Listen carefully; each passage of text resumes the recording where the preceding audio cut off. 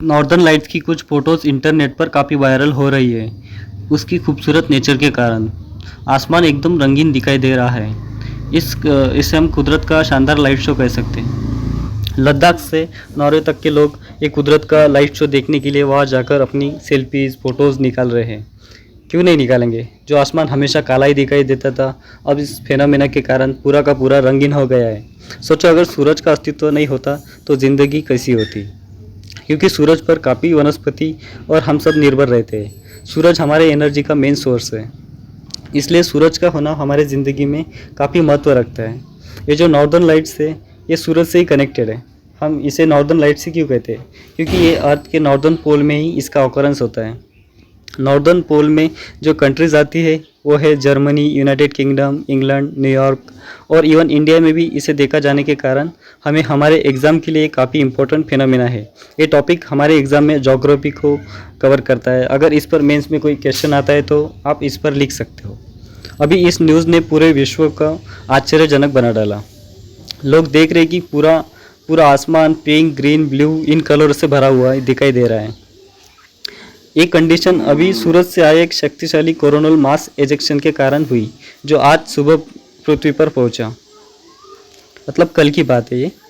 एक खूबसूरत नज़ारा हमारे देश के लद्दाख के प्रदेश में भी इसे देखा गया। इस अरोरा लाइट्स को हम नेचुरल रोशनी भी कह सकते हैं। ये जो प्राकृतिक रोशनी है, इनका असर खाली पोल्स पर ही दिखाई देता है। नॉर्दर्न लाइट्स का फेनोमेना पहली बार 655 BC के दौरान दिखाई दिया था। क्रिश्चियन बर्कलैंड ने वो पहले इंसान थे जो इन्होंने इस फेनोमेना का वर्णन किया था। ऐसा कहा जाता है कि जो भी इंसान इस खूबसूरत नज़ारे को देखता है, उसके जीवन में गुड लक्स आना शुरू हो जाते हैं। कभी मौका मिले आपको ज़िंदगी में तो इसे अपने बकेट लिस्ट में ज़रूर शामिल करना, क्योंकि नेचर से सुंदर इस धरती पर कोई चीज़ नहीं है। काफ़ी लोगों के द्वारा बताया जाता है कि नेचर के पॉइंट ऑफ व्यू से स्विट्ज़रलैंड काफ़ी दर्शनीय है, पर इतना दूर क्यों जाए जब हमारे पास कश्मीर। क्या हमारा कश्मीर क्या कम सुंदर है? मैं आपको मनाही नहीं तो नहीं कर रहा हूँ कि आप स्विट्ज़रलैंड मत जाओ, ज़रूर जाओ अगर फाइनेंशियली अफोर्ड कर सकते हो तो आप। पर ये जो अफोर्ड नहीं कर सकते स्विट्ज़रलैंड जाना, ये अपना कश्मीर भी देख सकते हैं। अब ये जानते हैं कि ये होता क्यों है और क्यों इतना कलरफुल होता है। ये एक एटमॉस्फेरिक फेनोमेना है। ये जितना सुंदर दिखता है उतना वायलेंट भी होता है। नॉर्दर्न लाइट की रोशनी तब उत्पन्न होती है जब सूरज से एनर्जाइज पार्टिकल्स 45 मिलियन प्रति घंटे की गति से पृथ्वी के ऊपर वायुमंडल से टकराते हैं। तब ये इस नॉर्दर्न लाइट्स का ऑकरेंस हो जाना जाहिर सी बात है।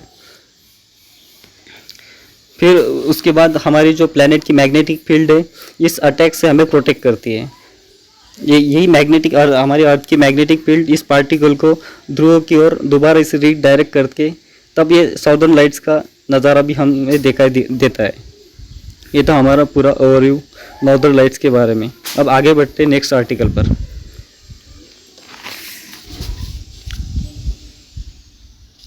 अभी इजराइल ने यूनाइटेड नेशन सेक्रेटरी जनरल के ऊपर एलिगेशंस लगाकर उसे बैन किया। इसके बारे में मैंने द हिंदू के एनालिसिस में काफ़ी डिटेल्स में इसके बारे में बताया है। अभी हमारे इंडिया ने यूनाइटेड नेशन सेक्रेटरी सपोर्ट में 104 देशों ने उससे सपोर्ट दिखाया, लेकिन हमने उस लेटर को सपोर्ट नहीं किया। यूरोपियन, अफ्रीकन और ग्लोबल साउथ के देशों ने भी इजराइल को कंडेम किया है। यूनाइटेड नेशन सेक्रेटरी जनरल को बैन करने के कारण भारत ने इजराइल की आलोचना करने वाले कई प्रस्तावों पर ग्लोबल साउथ से नाता तोड़ लिया है तथा फिलिस्तीनी के मुद्दों पर कम से कम 4 ऐसे प्रमुख प्रस्तावों से हमने खुद को अलग रखा है। इससे इस पर साइन न करने का ये हमारा इम्पोर्टेंट स्टेप है। हम ज़्यादातर ऐसे मामले पर हमारी डिप्लोमेटिक पॉलिसी नॉन अलाइनमेंट की रहती है। हम किसी के भी साइड नहीं लेते ऐसे मामलों पर। अभी नेक्स्ट आर्टिकल इकोनॉमिक पर है। इस आर्टिकल में बताया जा रहा है कि इस वर्ष वास्तविक वेज ग्रोथ में इम्प्रूवमेंट हो सकती है और कंजप्शन में भी ग्रोथ दिखाई दे रही है। रेगुलर सैलरीड वर्कर्स के वेतन पहले क्वार्टर में केवल 0.4% की ग्रोथ हुई थी, लेकिन कैजुअल वर्कर्स के वेतन में 7 क्वार्टर में 2.4% की ग्रोथ देखी गई। पीएलएफ्स के डेटा बताता है कि हमारी इकोनॉमी अनस्टेबल जॉब की ओर बदलाव हो रही है। इंडिया रेटिंग रिसर्च ने कहा है कि भारतीय वर्कर्स का वास्तविक वेतन पहले 3 क्वार्टर में धीमी गति से बढ़ा है। इसके साथ ही पिछले वर्ष जॉब की क्वालिटी में भी गिरावट देखी गई। इंडिया रिसर्च एजेंसी ने दिखाया कि सेल्फ एम्प्लॉयमेंट में 57% की ग्रोथ हुई थी और कैजुअल लेबर का प्रोपोर्शन भी कम हो गया। पीएलएफ के डेटा के अकॉर्डिंग इस प्रकार की ग्रोथ हमारे लिए बेहतर गुणवत्ता की नहीं है। हमारे देश की जीडीपी ग्रोथ अच्छी होने के बावजूद अनस्टेबल जॉब की ओर बदलाव दर्शाता है। दिलचस्प बात यह है कि अर्बन रीजन में रेगुलर वर्कर्स का प्रोपोर्शन 48% पर स्थिर रहा है, लेकिन ग्रामीण क्षेत्रों में यह बढ़कर 13.8% हो गया है, जो 5 साल का उच्चतम स्तर है। पहले तो ये निराशाजनक प्रतीत होता है, लेकिन 2023-24 के दूसरे क्वार्टर में 82% की भारी गिरावट के बाद से इसमें इम्प्रूवमेंट हो रहा है। जब खराब मानसून कृषि उत्पादन को प्रभावित किया था तब की बात है ये। बेहतर मानसून के कारण 2025 में इस ग्रोथ में इम्प्रूवमेंट होगी, जिससे ग्रामीण मजदूरी में भी एक ग्रोथ दिखाई देगी। रेटिंग एजेंसी ने माना है कि वास्तविक मजदूरी में सुधार से परिवारों में पर्सनल कंजप्शन की डिमांड को बढ़ावा मिलेगा। ये इसलिए इम्पोर्टेंट है कि अर्बन के कंजप्शन में गिरावट दिखाई दे रही है, जबकि मानसून भी अच्छा था और रूरल एरिया में बारिश भी अच्छी हुई थी। डोमेस्टिक हाउस होल्ड के कंजप्शन का बढ़ना ये ना सिर्फ हमारे देश के ग्रोथ के लिए अच्छा है, बल्कि इससे प्राइवेट इन्वेस्टमेंट में भी एक मोमेंटम बढ़ेगा।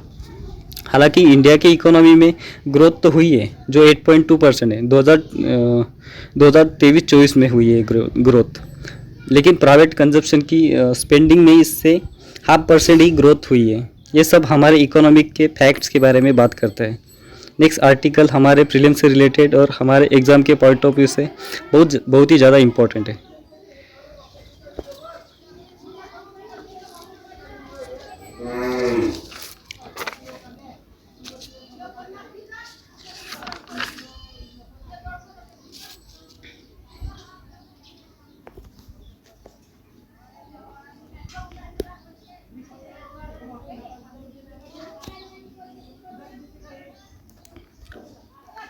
एक मिनट का इट्स क्या होगा।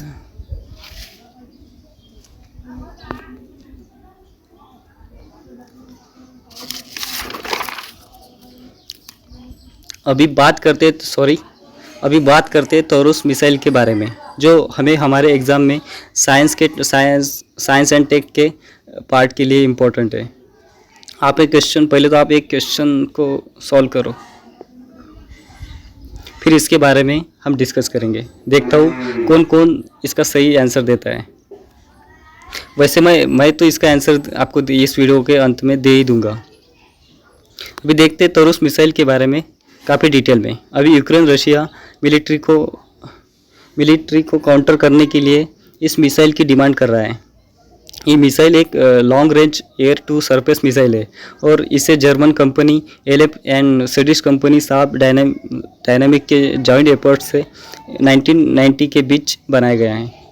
ये मिसाइल का वेट 1400 kg का है और इसकी जो 5.1 मीटर्स की लेंथ है, ये केवल 35 मीटर की ऊंचाई पर ही उड़ता है, जिनसे रडार सिस्टम को इसका पता लगाना इम्पॉसिबल हो जाता है। इसकी रेंज 500 किलोमीटर तक की है। चलो इस क्वेश्चन का आंसर मैं दे देता हूँ। ऑप्शन नंबर सी इसका राइट आंसर है। अभी नेक्स्ट बात करते हैं ताड़ोबा टाइगर अंधारी रिजर्व के बारे में। ये क्वेश्चन को आप अटेम्प्ट करो, इसका भी आंसर मैं आपको दे दूंगा। ये टाइगर रिजर्व महाराष्ट्र के चंद्रपुर जिले में स्थित है। ये महाराष्ट्र का सबसे largest and oldest tiger reserve है। इसका नाम ताड़ोबा कैसे रखा गया? एक्चुअली इसका नाम का ओरिजिन भगवान ताड़ोबा या तारू के नाम से हुआ है, जिनकी पूजा ताड़ोबा और अंधारी क्षेत्रों के घने जंगलों में रहने वाले जनजातियों द्वारा की जाती है। अंधारी का मतलब अंधारी नदी से होता है, जो जंगल से होकर बहती है। इस रिजर्व का कुल क्षेत्रफल 625 स्क्वायर किलोमीटर है। इसमें Tadoba national park, Tadoba national parks जो 116 स्क्वायर किलोमीटर और अंधारी वाइल्ड लाइफ सेंचुरी जो 508 स्क्वायर किलोमीटर, ये इस रिजॉर्ट में शामिल है। इस रिजॉर्ट का कॉरिडोर संपर्क राज्यों के नागजीरा, नवेगांव और पेंच टाइगर रिजर्व के साथ होता है। ये डेक्कन प्लेनिनसुला में सेंट्रल प्लेटियो के एरिया में आता है। इसके अंदर काफ़ी बायोडाइवर्सिटी है। इसमें 2 लेक्स और एक वाटरवे है जिसका नाम ताडोबा लेक और कोलसा लेक इसमें आती है।